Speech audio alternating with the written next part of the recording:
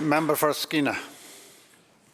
Mr. Speaker, for years we've been bringing accounts of victims of violence to this legislature and trying to get government to act. Now we've heard the responses from government, and it is rhetoric. We've heard this government blame the federal government, for example. We know that this government downloads responsibility in municipalities and small businesses. We've heard all that.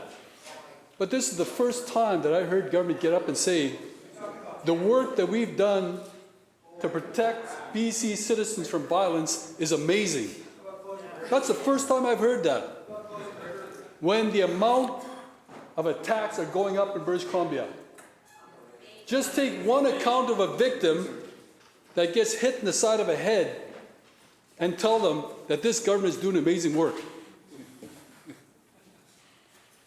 People across the province are growing tired of the Premier's excuses amid ongoing crime and social disorder in our communities. A recent rally in Nanaimo saw hundreds of people calling for the Premier to be accountable for his lack of results. This rally happened in January 2023. There was no mention of amazing results. One resident, Karen Kavicha, spoke out about the devastating impact of crime in her community. This is what she's got to say, and I quote, "We've already had a loss of life from a robbery that became violent.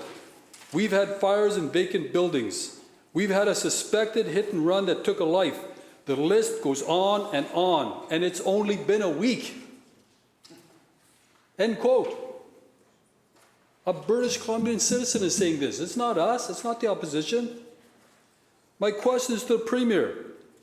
When will the Premier put the rights of victims and communities ahead of offenders who repeatedly wreak havoc and terrorize people?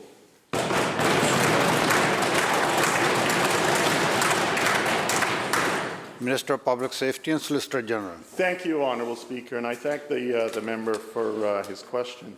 It's unfortunate that the member seems to characterize the initiatives, as that we have undertaken, whether it's wanting to get changes made to bail reform, which the Attorney General, the Premier, had spoken to the Prime Minister about, as blaming someone. It's not blaming. What it's recognizing is that the Feds made some changes. There were consequences, unintended consequences. They're impacting them.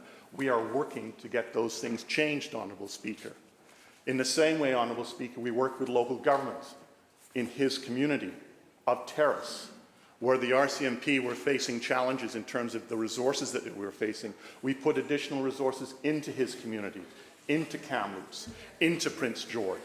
And I can tell you, Honourable Speaker, on my recent trip to Prince George, the police there indicated how pleased they were that we had put those surge teams in because they were proving invaluable. Those are real initiatives, Honourable Speaker. In the same way that the initiatives that we've undertaken in terms of victims, Honourable Speaker. This side of the House has put victims first, Honourable Speaker. That's why we've increased the funding for victim services, Honourable Speaker. Unlike them,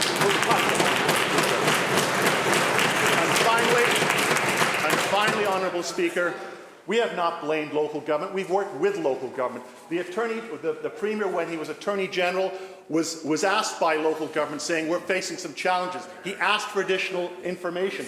Come with us and tell us specifically to each community. And mayors did that, Honourable Speaker. And the results out of that were the Lepard report, which has initiated other initiatives in terms of mental health and addictions, additional police resources, Honourable Speaker, all of those things designed to assist communities and help keep our communities safe, Honourable Speaker.